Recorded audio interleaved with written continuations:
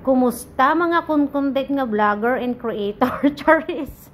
So ngayon ay nandito tayo sa Madinat Zayed, Abu Dhabi at kumain tayo ng balot kasi tayo ay nag-craving.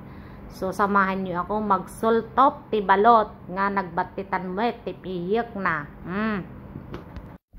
Isu nga nagsapulak iti sponsor nga bayad dati in order me nga kaskari ato nga in order me. So darata ata ti entrance ng Madinat Zayed.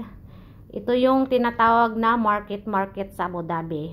Kung sa Dubai pa ay yun yung sa Al Riga night market. So dito naman ay Abu Dhabi market. Ayan, o di ba? So habang ninantay natin yung kasama natin, nag-video muna akets. Tapos ayan nga ang aking outfit for today's video kasi nga ang lamig. So pagkatapos niyan nung daratay kadwamin nagbayad doon, ikot kami at naghanap ng makainan.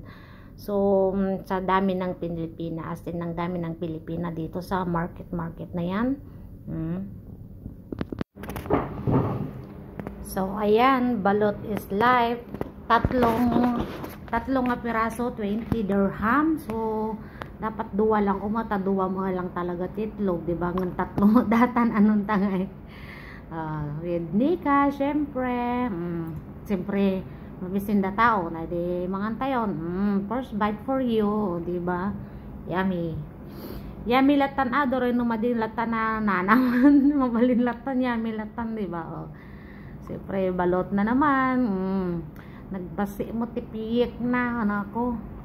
Kasing basi magipiyik nan sama jam amok. Craving is life. Bihira lang yan kaya sulit-sulitin na natin. Yummy. Pero namimas latag balot sa puti ko maagi na nabalutan ti puti nagimas ko man ti balot dito Abu Dhabi gawin ko ang liliit ng ano ba yan, yung piyek niya, yung manok niya, nako sobrang init, hindi kinaya. So ayan yung ano natin, sarap ng isaw, diba? 5 piraso is 10 dirham. So yan lang guys.